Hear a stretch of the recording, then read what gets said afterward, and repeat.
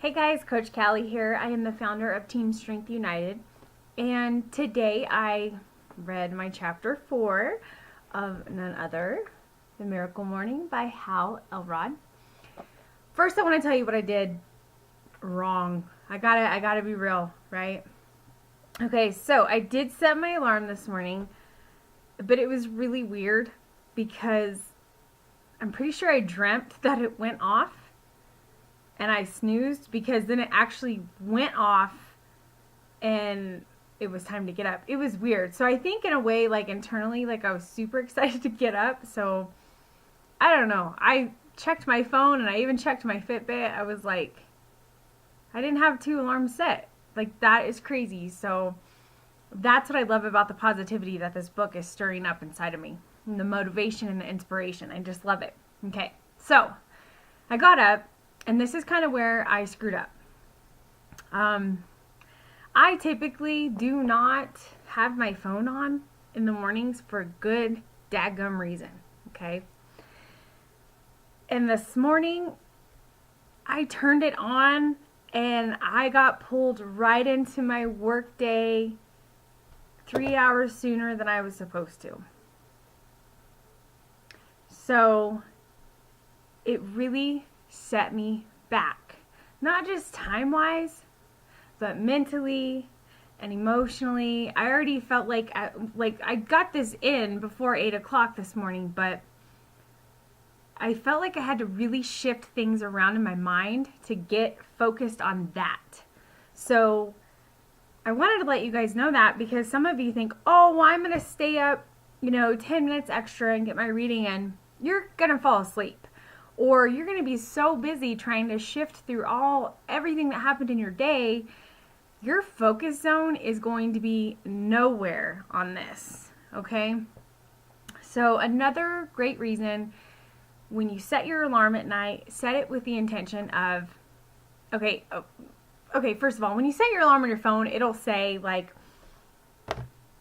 it'll go off in 5 hours and 46 minutes or something like that. And I personally have done this before. I'm like, oh, great. I'm barely going to get, 6 hours of sleep, if that. So I've already set myself up for a morning of wanting to snooze, a morning of not wanting to get up and have an attitude of gratitude. Just a crappy attitude is what I've set myself up for. So one thing you need to do, I highly suggest this when you do set your alarm, to wake up that 1 hour early, and say it does say that. Say maybe you just got a second burst of wind and you went through the house and you were cleaning in the evening because maybe everybody was asleep and you felt like you could get more things done, and before you know it, it's midnight or it's 12:30 or worse, it's like 1 o'clock in the morning. But you really want to start this miracle morning. So let's say you normally get up at 8:30 and you set your alarm at 7:30. You look at the time and you're like, I'm only going to get this many hours of sleep. That's exactly the attitude that you're going to sleep with and you're going to wake up with. So good luck getting up and having a miracle morning, okay? So what you need to do, what I'm going to start doing from now on, and I think this is why I dreamt of my alarm going off, is because I did it last night. I actually, when I set my alarm on my phone and checked my Fitbit and made sure everything was coinciding, I was excited. Like that's the funness that this book has brought in my life, because funness is a word. I'm just kidding. But I get so excited. Like, how many of you just lay there and you think about all the cool stuff that you want to do in your life, or the next day, like you're going to do this and you're going to do that? If you don't, why aren't you allowing yourself to be excited about life? Like Christmas morning, isn't it cool? Like when you're a kid, like you're excited, but then like maybe you're the super auntie and you get to stay over with the kids, or like myself, you're a mom. Do you find that you're excited too? And yeah, maybe you're going to get a little something, something too, but like it's the smiles on your kid's face, the excitement that they have. You're excited too. Don't you want to wake up every day with that kind of excitement? I mean, there's a reason why people say misery loves company. Because misery loves company. your bed loves you to stay there and be sad and do nothing and, go from the bed to the couch and lay around and watch sappy movies that add no value to your life. If that's what you want to do, go for it.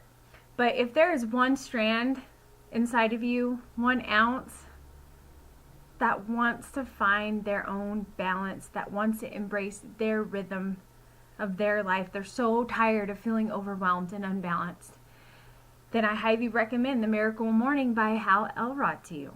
Okay? So chapter 4. Huge thing I learned was sleeping.